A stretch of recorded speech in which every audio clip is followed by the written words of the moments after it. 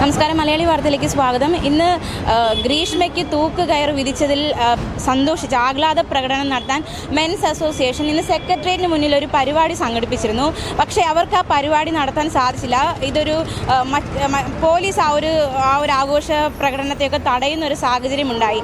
ഈ ഗ്രീഷ്മയ്ക്ക് തൂക്കുകയർ വിധിച്ച ജഡ്ജിയുടെ കട്ടൗട്ടിൽ പാലഭിഷേകം നടത്തി ഒരു ആഹ്ലാദ പ്രകടനം, പടക്കമൊക്കെ പൊട്ടിച്ച് ആ കട്ടൗട്ടിൽ പാലഭിഷേകമൊക്കെ നടത്തിയ ഒരു ആഹ്ലാദ പ്രകടനത്തിലായിരുന്നു മെൻസ് അസോസിയേഷൻ പ്ലാൻ ഇട്ടത്. പക്ഷെ അതിനൊന്നും സാധിച്ചില്ല. പോലീസ് തന്നെ തടയിട്ടു. മാത്രമല്ല, ഈ മെൻസ് അസോസിയേഷൻ്റെ ആൾക്കാരെ മാറ്റി അറസ്റ്റ് ചെയ്ത് നീക്കുക എന്നൊരു നീക്കത്തിലേക്ക് പോലീസ് കടന്നിരുന്നു. എന്തായാലും ഇന്ന് അവർ സംഘടിപ്പിച്ച പരിപാടി ഉദ്ഘാടനം ചെയ്യാൻ എത്തിയത് രാഹുൽ ഈശ്വറായിരുന്നു.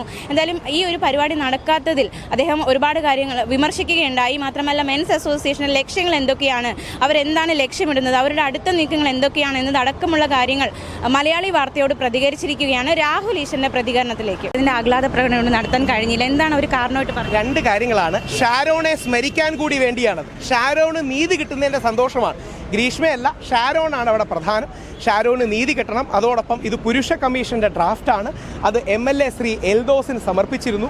എത്രയോ പരിപാടികളുടെ സ്ത്രീകൾക്ക് അനുകൂലമായി നടക്കുന്നുണ്ട്. ഒരു പരിപാടി പുരുഷനോട് അനുകൂലമായി നടക്കുമ്പോൾ ഇത്ര അസഹിഷ്ണുത എന്തിനാണ്? എത്രയോ പരിപാടി സ്ത്രീക്ക് അനുകൂലമായി നടക്കാറുണ്ട്.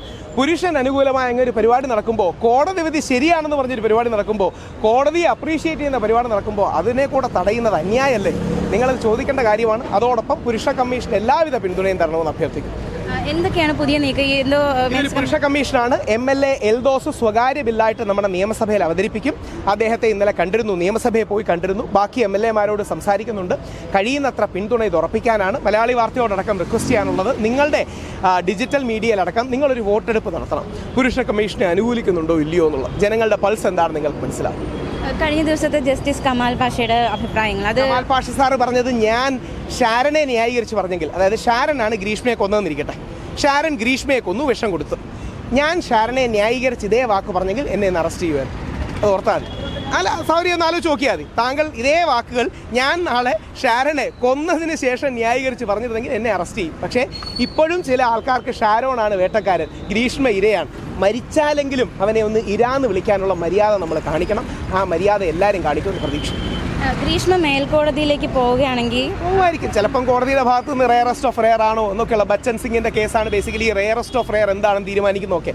ഒരു പക്ഷേ ചിലപ്പോൾ റിലാക്സേഷൻ കിട്ടുമായിരിക്കും. പക്ഷേ മരണത്തെയും കൊലപാതകത്തെയും പോലും, ആണ് ചത്താൽ പോലും അത് ന്യായീകരിക്കുന്ന ആൾക്കാർ, അതും കമാൽ പാഷ സാറിനെ പോലെ വലിയൊരു ജഡ്ജി, ഹൈക്കോടതി ജഡ്ജിയായ മനുഷ്യനാണ്. അദ്ദേഹം പറഞ്ഞത് മനസ്സിൽ ആഴത്തിൽ മുറിവുണ്ടാക്കി. ഞങ്ങൾ ആണുങ്ങൾക്ക് ഇത്രയൊക്കെ വിലയുള്ളൂ എന്ന് അതിൽ നിന്ന് മനസ്സിലായി.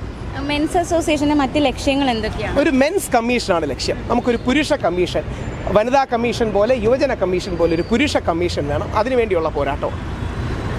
എന്തായാലും രാഹുൽ ഈശ്വർ ഇപ്പോൾ പറഞ്ഞതുപോലെ ഇന്ന് ഇവിടെ നടക്കാനിരുന്ന ആ ഒരു പരിപാടി തടസ്സപ്പെട്ടിരിക്കുകയാണ്. എന്തായാലും ഇപ്പോൾ അദ്ദേഹം പറഞ്ഞതുപോലെ മെൻസ് അസോസിയേഷൻ അവർ മുന്നോട്ട് വയ്ക്കുന്ന കുറേ ആവശ്യങ്ങളുണ്ട്.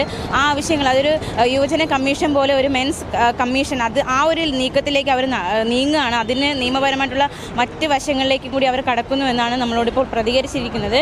എന്തായാലും മെൻസ് അസോസിയേഷൻ സമൂഹത്തിൽ ശക്തി ആർജിച്ചു വരുന്നു എന്ന് തന്നെ വേണം നമുക്ക് മനസ്സിലാക്കാൻ.